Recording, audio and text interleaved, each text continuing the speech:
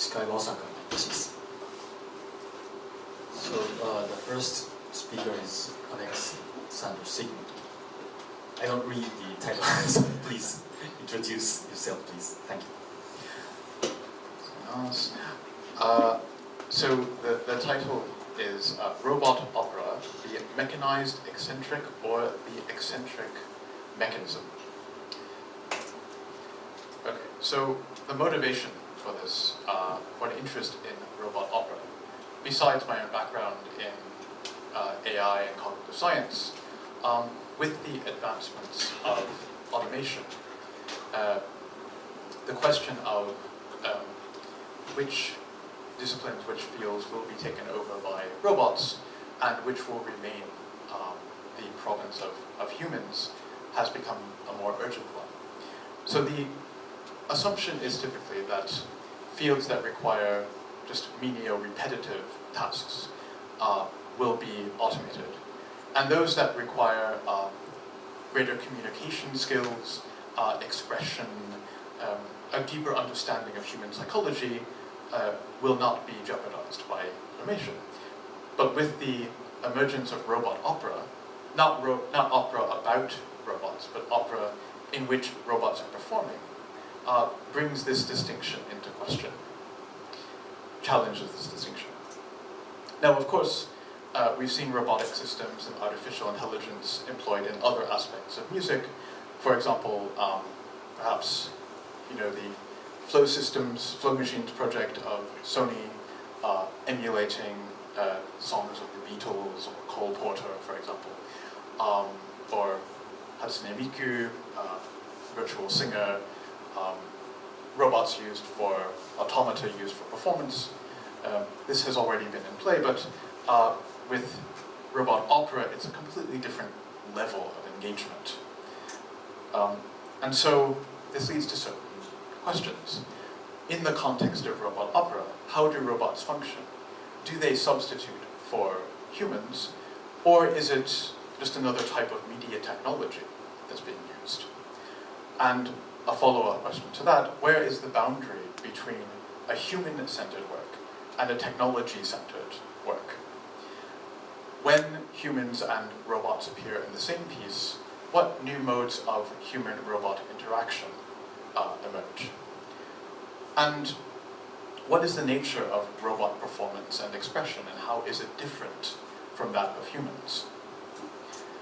So to address these questions, and the robot operas that approach these questions, it's worth going back about 94 years in history and looking at robot opera through the lens of the Bauhaus artist László Moholy-Nagy and his concept of the mechanized eccentric, his concept of the theater of totality.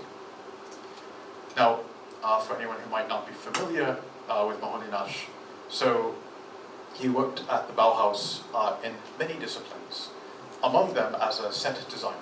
So he designed sets for several opera productions in Germany and abroad.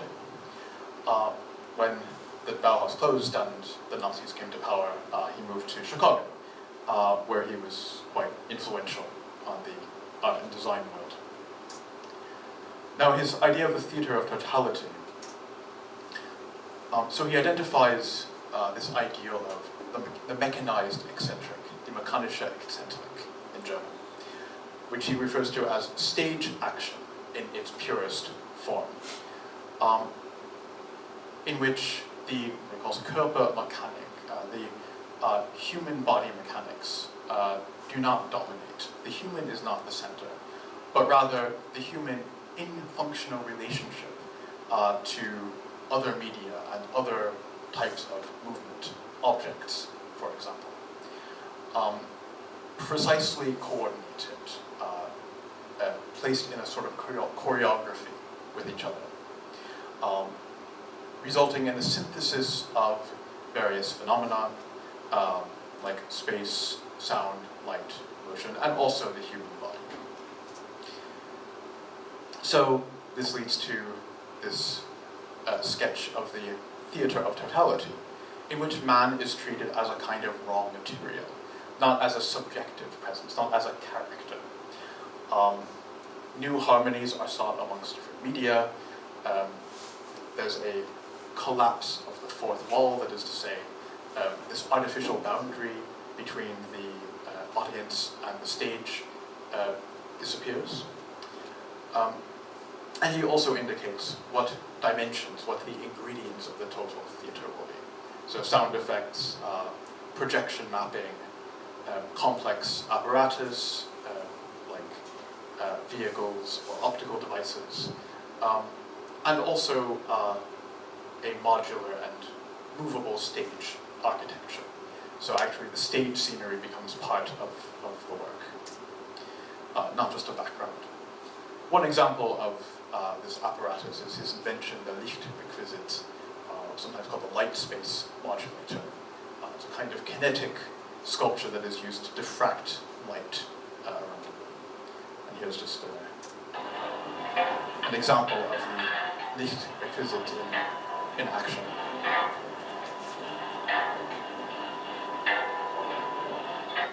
Different shades of light.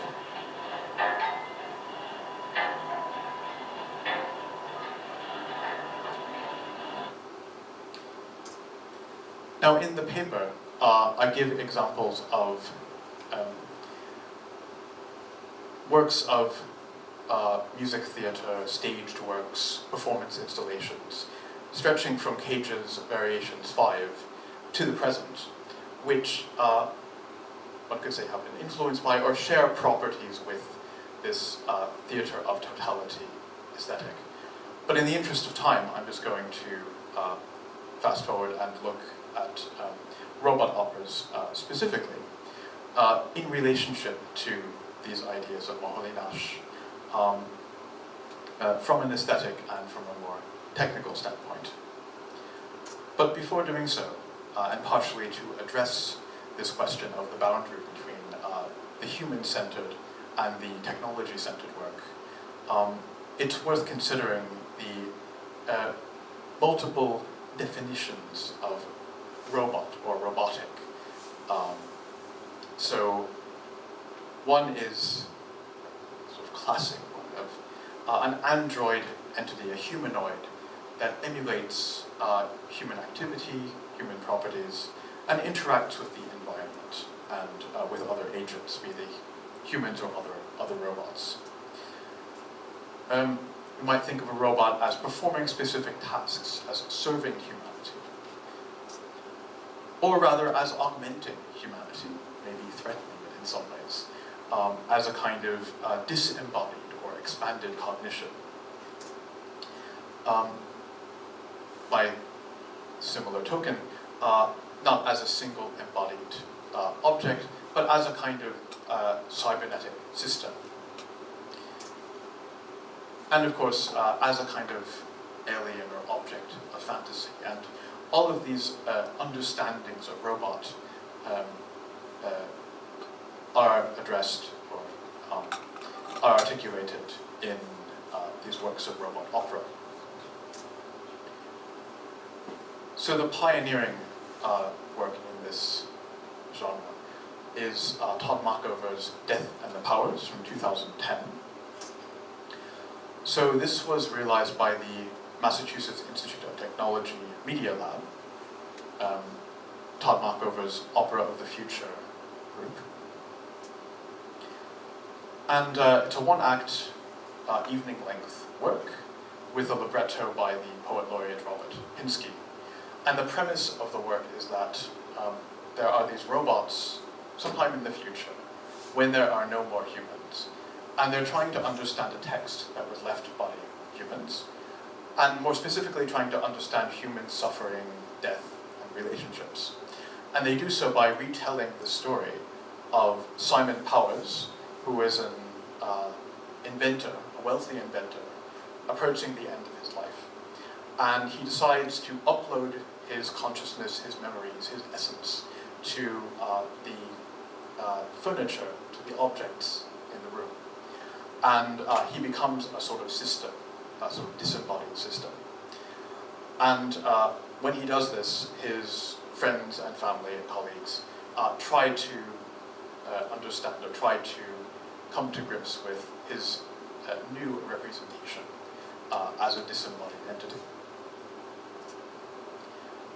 Now there are two sets of robots involved in this performance. So one is the so-called disembodied robot system. So the bookshelf stage scenery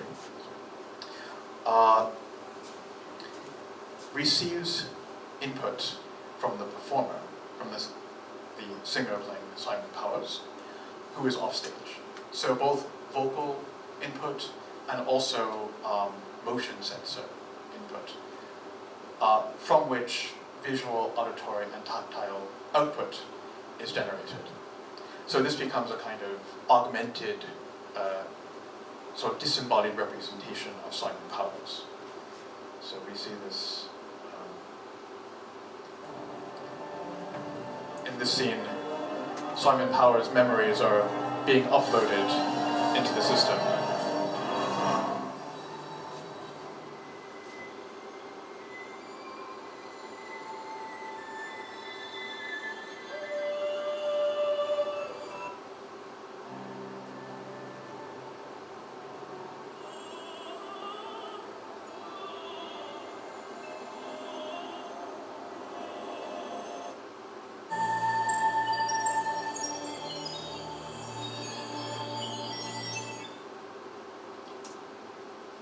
Now the second set of robots are the so-called Operabots.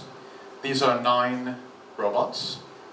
As you can see here, they're not anthropomorphic. They look more like kind of eye devices, like tablets. And they function in the piece as both a kind of Greek chorus. They comment on events from the future, and they also participate in the events unfolding in the present. And in so doing, they are precisely choreographed with the actions of humans and of the stage scenery. Now, they're following a kind of cue-based playback system, but one that allows for the pre-programmed procedures to be overridden by human operators in real time, which allows for some adaptability in rehearsal and in performance.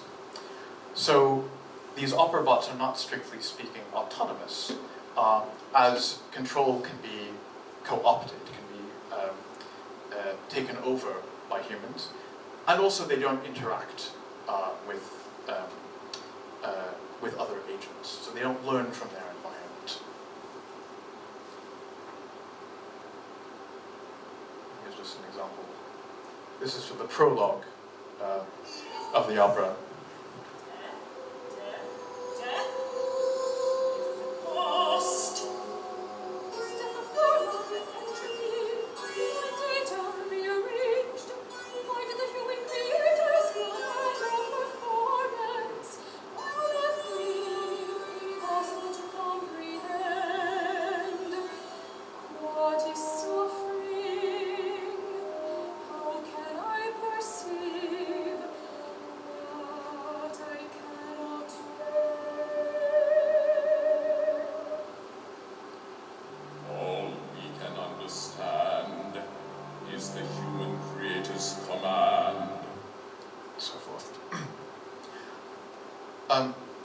Now, in order for the wife of Simon Powers, Evie, to retain some haptic interaction with her husband, she makes use of this instrument, this hyperinstrument called the Chandelier.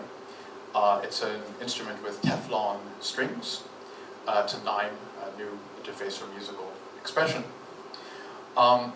And based on the physical model, so that the actions of the performer, strumming and damping and so on, affect the sound output. And so the sound is processed string sounds and also vocal sounds, which form the basis. So in a way, it's a kind of re-embodiment of the human presence of Simon Powers as a recast as a musical instrument.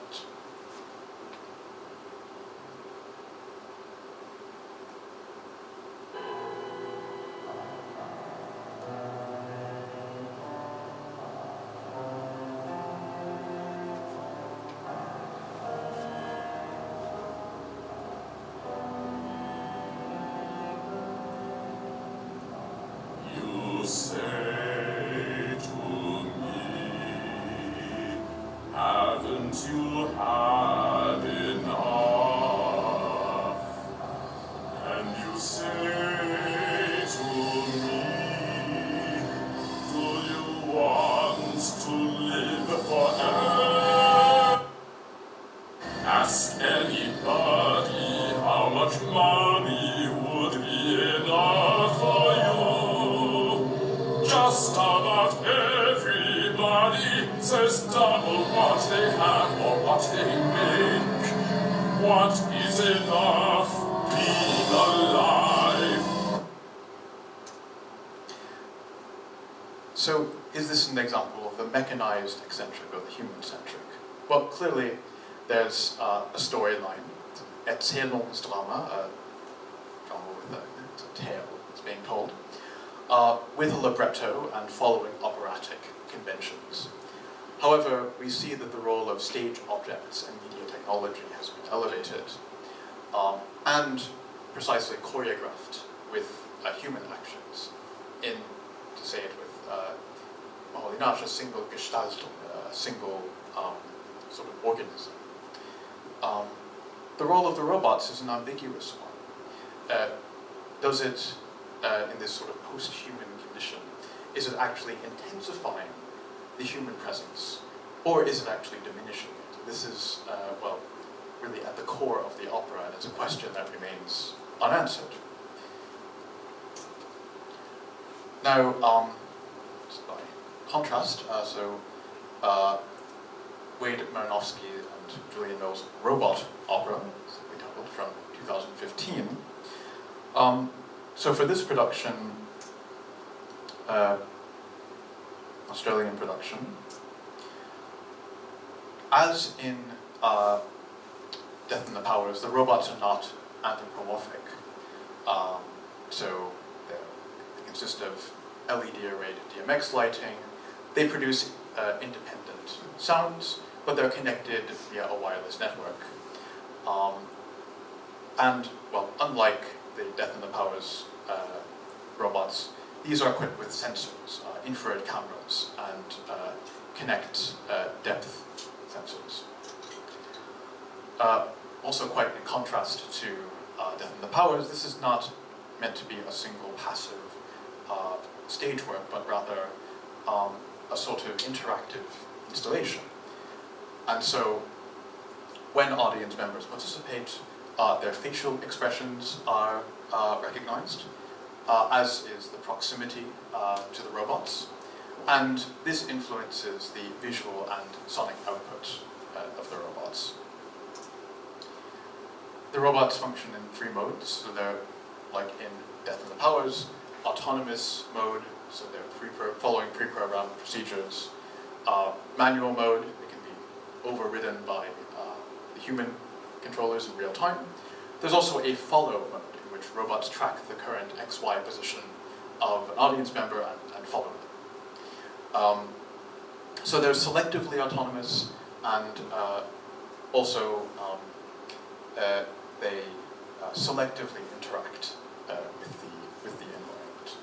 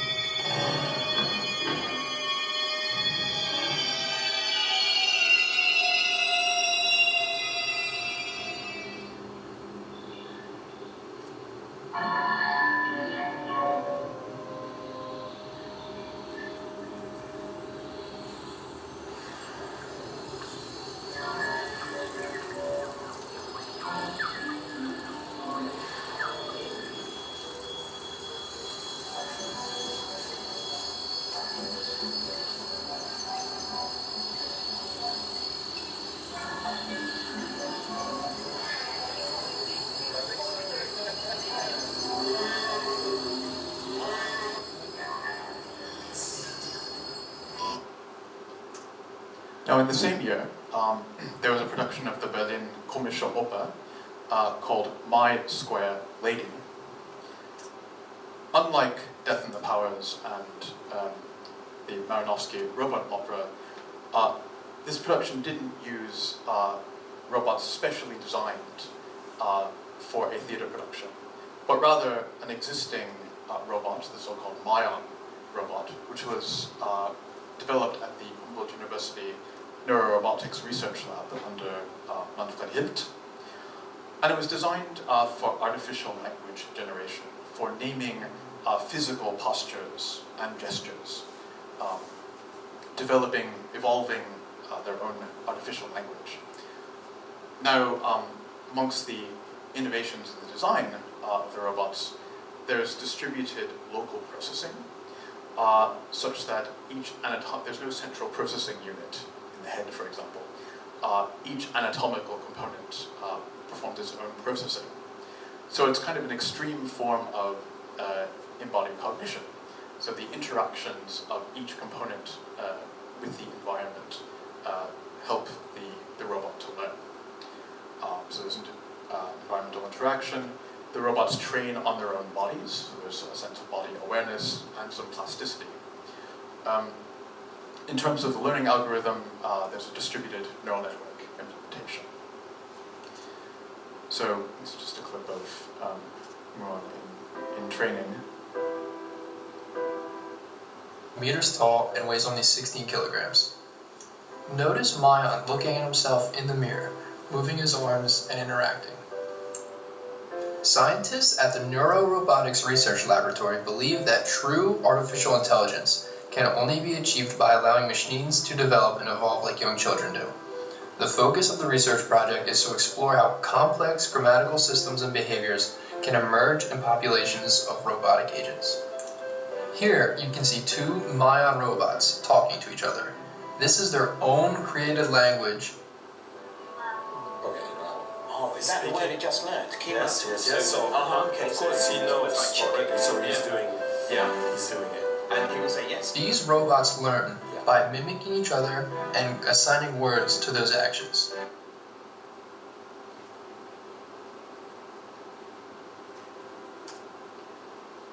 So the premise of My Square Lady, in which the Myon robot appears, similar to Death and the Powers, it's about a robot who's trying to understand human emotions, but does so, first of all, the learning process is not just staged, it's actually unfolding due to the neural net.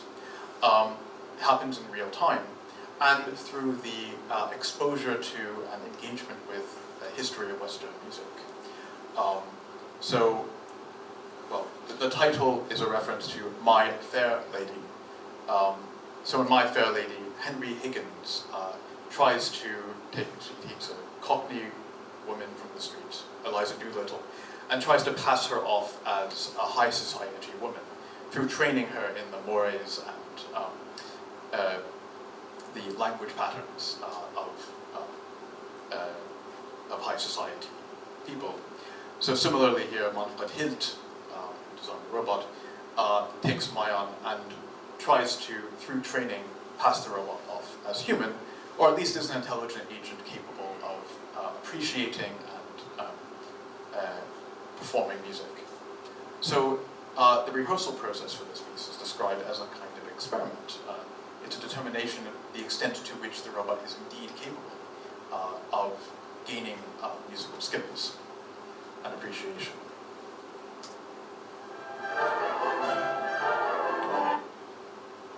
Humans, and to ask the question what makes us human, and what differentiates us from a machine or an object, and empathy and the ability to feel are quite crucial, I think, to do that. And so looking at the robot, we reflect on ourselves. Was für eine Beziehung möchtest du mit mir? Mit uns?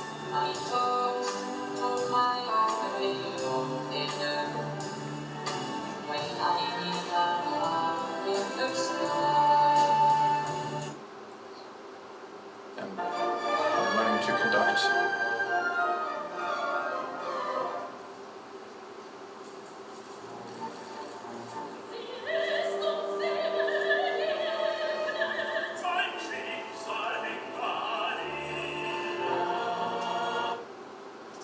So just some basic comparisons between the Marynowsky Robot Opera and My Square Lady, clearly Robot Opera is more an example of the mechanized eccentric. My Square Lady, although it's making use of a robot that is indeed learning and interacting, is a human-centric work. Finally, last year there was a symposium at University of Sussex in Robot Opera, and like the My Square Lady production, the project made use of robots not originally developed for use in musical contexts. In this case, the Nao Robot, designed originally by Aldebaran Electronics, which was later acquired by SoftBank. So it's a fully programmable robot, has facial recognition capabilities, unlike the Myon robot, speaks in multiple natural languages, used mostly in educational or clinical contexts. So led by Evelyn Ficarra of the Center for Research on Music Theatre at Sussex, as well as Ron Chrisley, who directs the Center for Cognitive Science, and the composer Ed Hughes. Well, 2 operas were written by Ficarra and Hughes respectively, and Symposium was based around their work.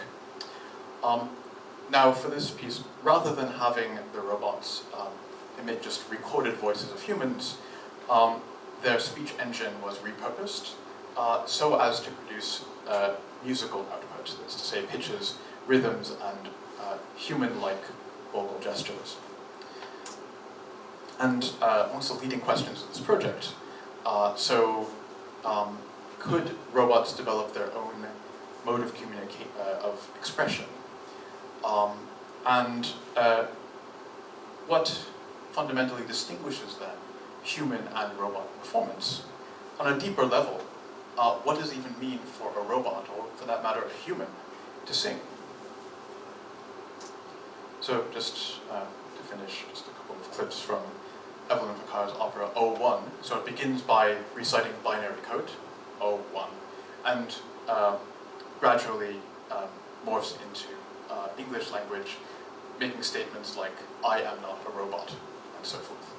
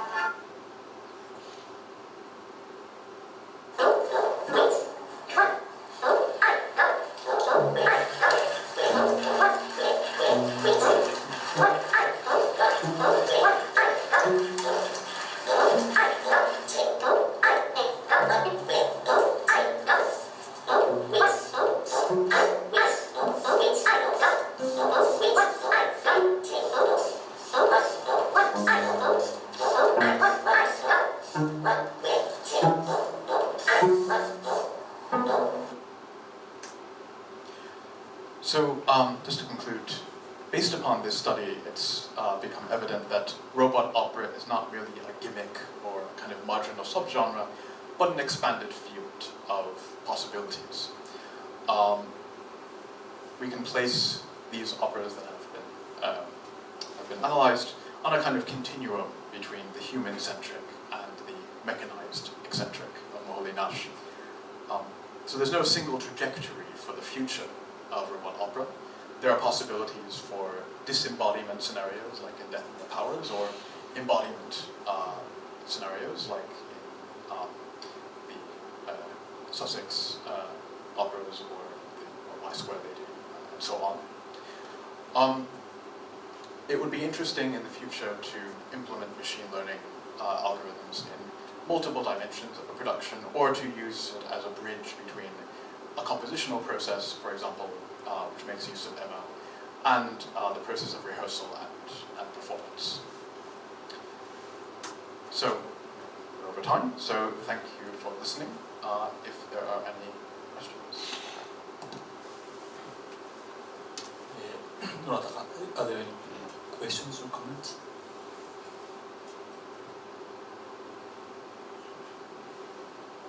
than the first one from me.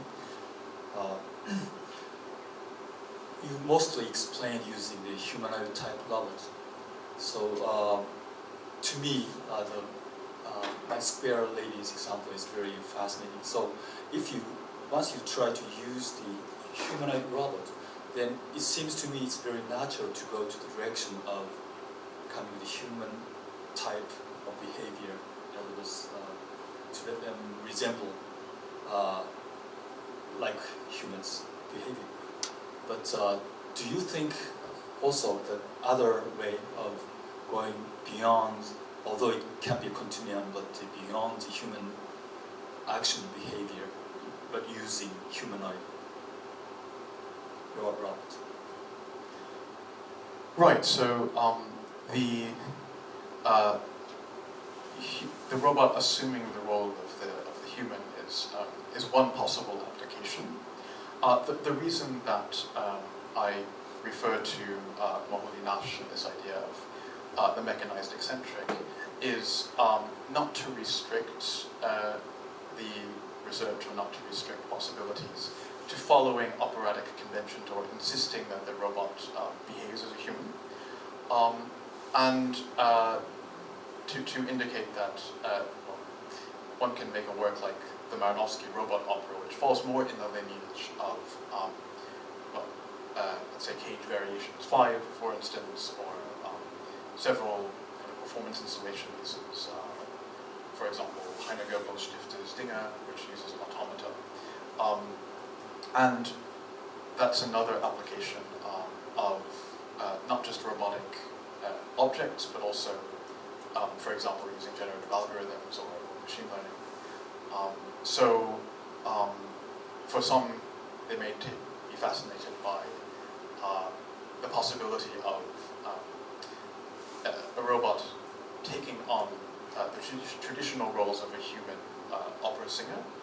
But for others, it might be just the opposite, where it becomes a more expanded definition of opera, and robots become this more sort of intelligent and adaptable technology that can be used in robot in the kind of performance installation context.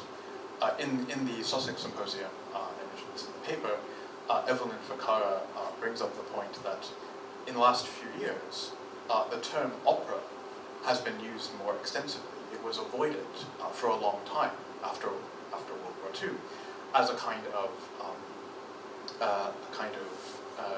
anachronistic, a kind of archaic term with too much historical baggage, too traditional. But now composers have taken on the term again, and even when they're producing something quite distinct from historical opera, producing, for example, performance installations or operas with objects, they'll use that term. And so it's the use of robotics can be promising in that context as well, in non-traditional opera context. Thank you. Are there any questions? Yes, please.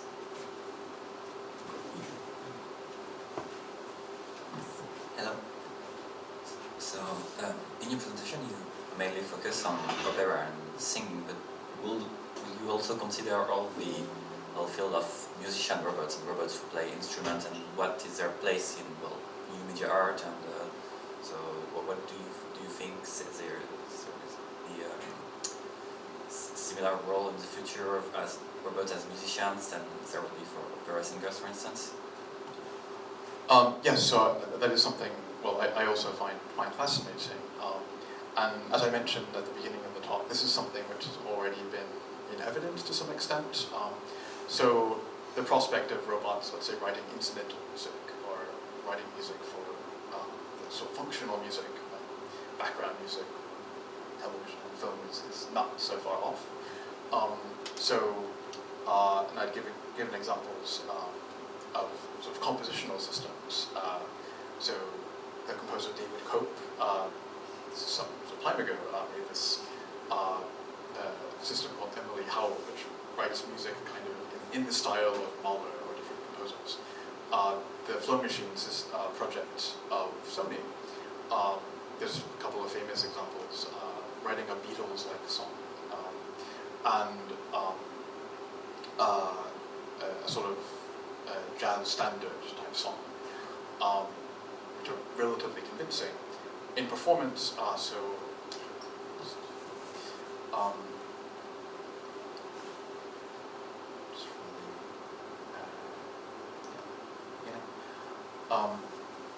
there's maybe some of you know this EMMI project making these autonomous percussion and wind instruments, servo motors. This is from a project with the electronica group Square Pusher, where they collaborated a few years ago with this sort of robot band.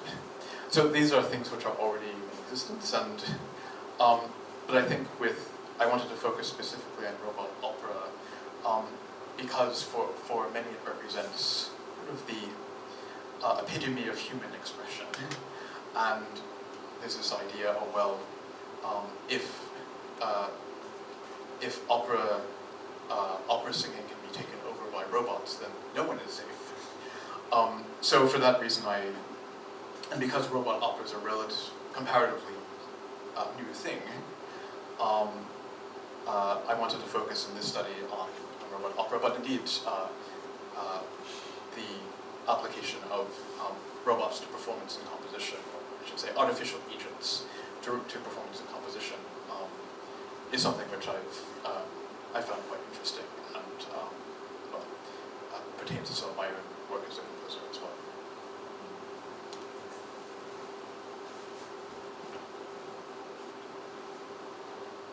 Are there any other questions? I couldn't understand your clear definition of the opera, about opera. Well, what is opera and what is the drama? Difference between both you mean? Right, so I guess one point of there is, so robot opera is not one thing. I think it's been regarded as such, and for that reason kind of dismissed as just this, this kind of gimmick or this fetish, let's just say. But rather, opera can run, the gamut can range from, let's say, something that is more conventional, like Death in the Powers, where we have a libretto, we have arias and recitatives, orchestral accompaniment, to something like the Marynowsky robot opera, which is more of an installation. And so, and in both cases we see robots present, the robot technology present. And so that's one reason also, because it's kind of perplexing to think about a single definition of opera. So rather than trying to define opera as a genre, I thought it would be instructive to look back at Moholy-Nagy, who was the first to propose, one of the first I should say, to propose an elevated role of media technology in a staged work. So this was from his essay, Theater Circus Variety. I was drawing quotations. And so, it's, I've left that fairly open. And just really made the point that it's important to look at opera as in many dimensions, or along a spectrum.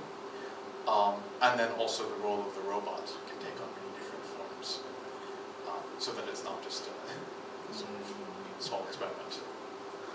I think, do you notice about the body style, humanoid or no anthropomorphic?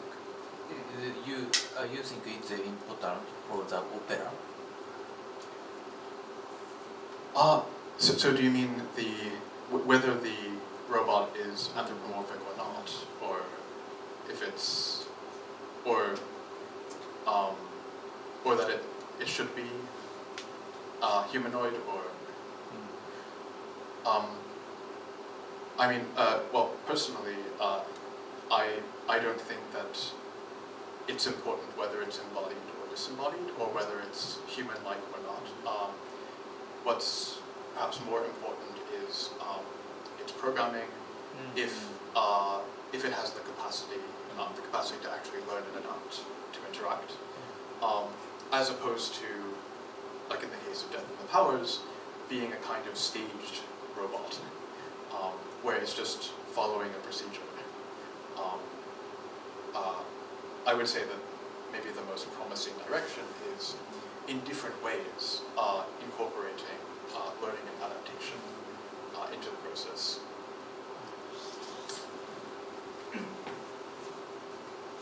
Thank you very much. I would like to conclude this talk. Thank you very much.